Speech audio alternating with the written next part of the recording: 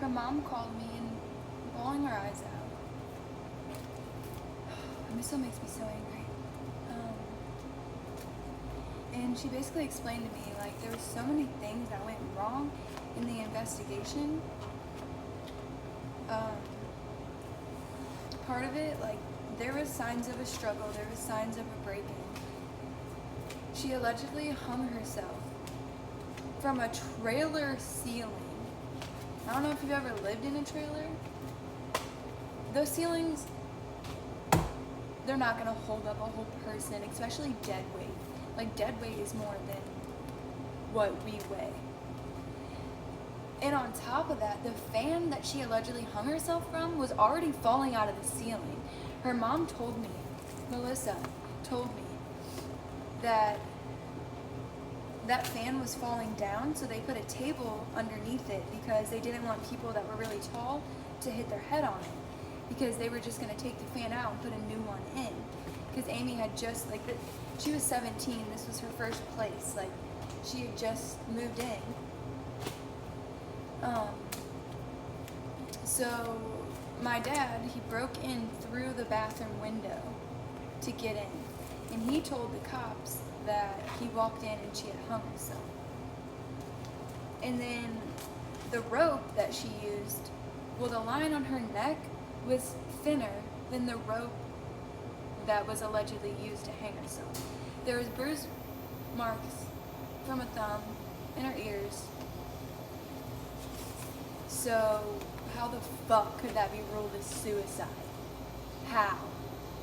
On top of that, my dad didn't even call the cops immediately.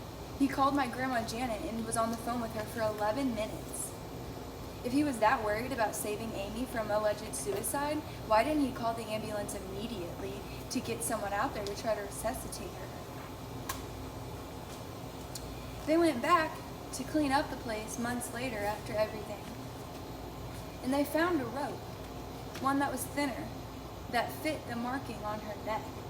And it was hidden underneath the couch. So what I'm fucking thinking is he went to strangle her, and she was a fighter, just like me, and she was trying to get away, so he grabbed that rope to help him out. And that's what I think happened. I just got that stuck in there.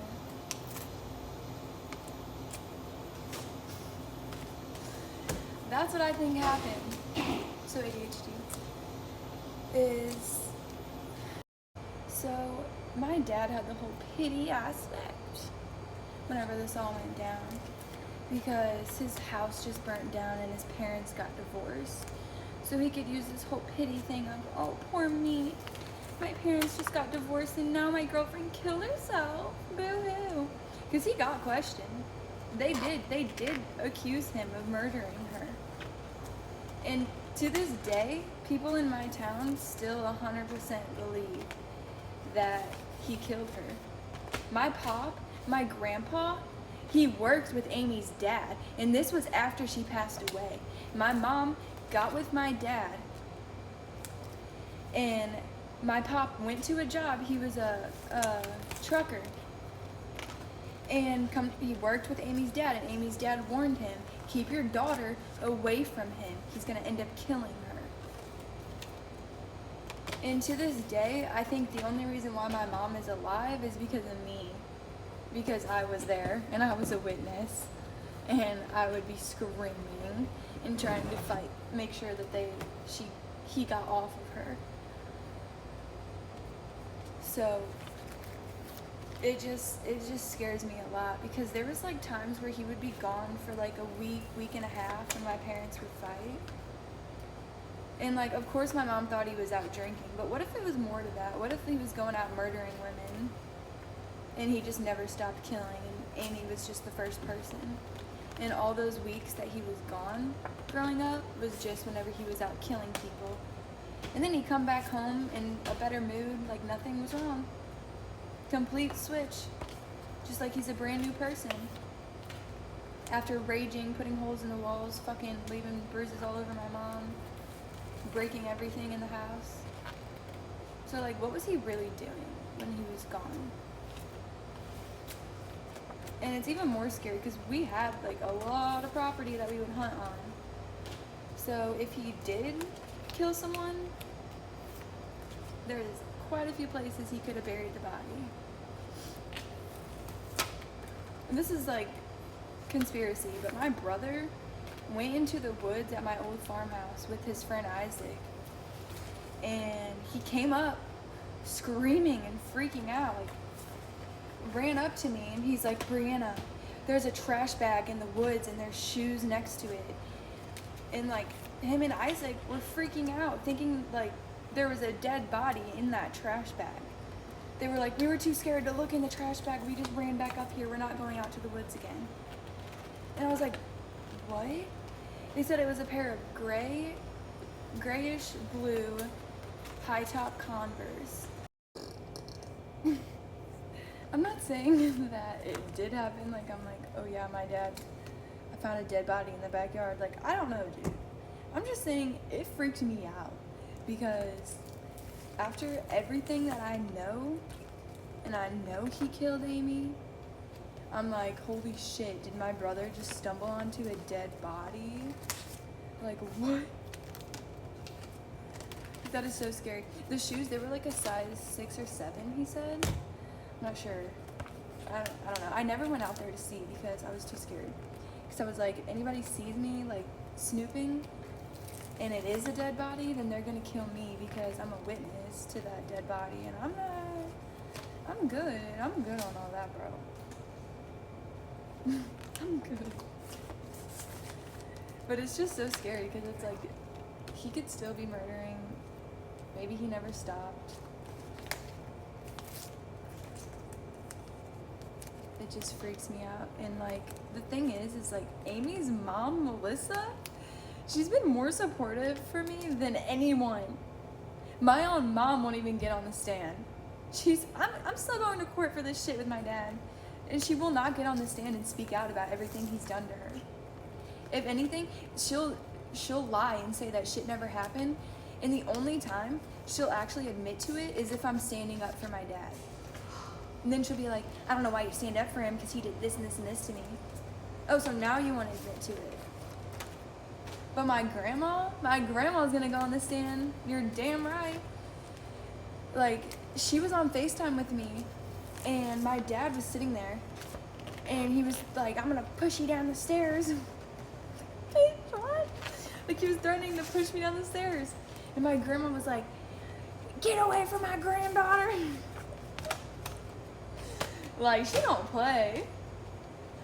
And she was freaking out, and she told me, she was like, I heard him that day when he said he was gonna push you down the stairs. I will go to court, and I will stand up for you, and I will speak if they need a witness.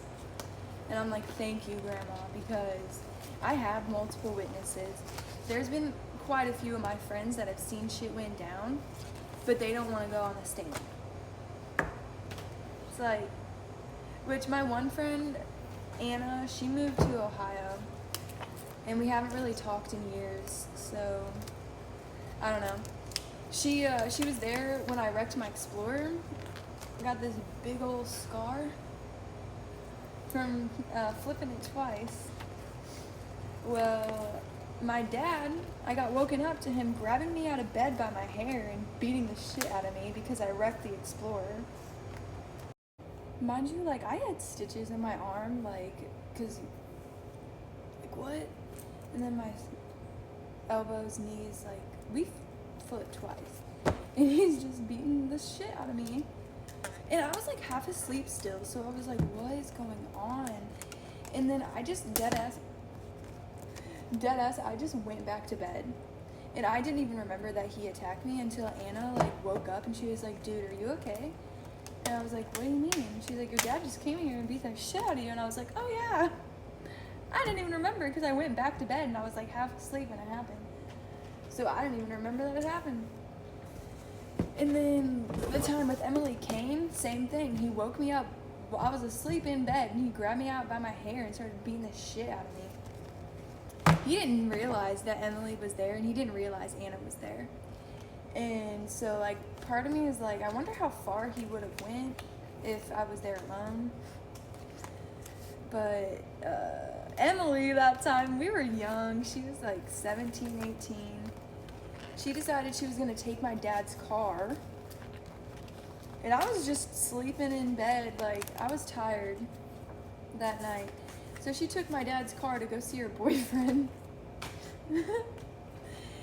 Well, he thought that we both took it, obviously, because, like, mind you, she had told me, she was like, I'm gonna go leave to see my boyfriend. I'm like, okay, that's fine. But she had a car, but her car was tracked by her parents. Like, they could track her location.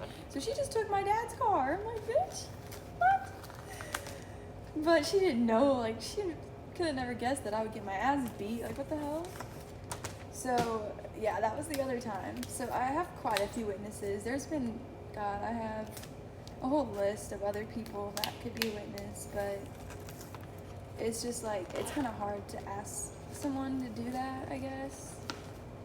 I don't really know if anybody would want to get involved.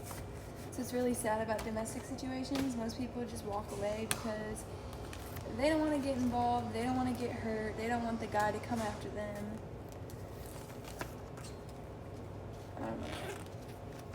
But I do have quite a few witnesses, and I've really been thinking about just texting everybody and being like, look, I need all the help I can get.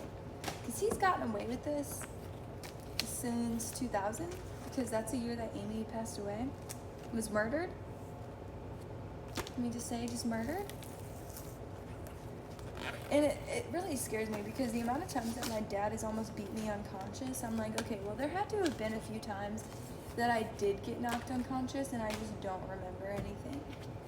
Like, I just don't remember what happened to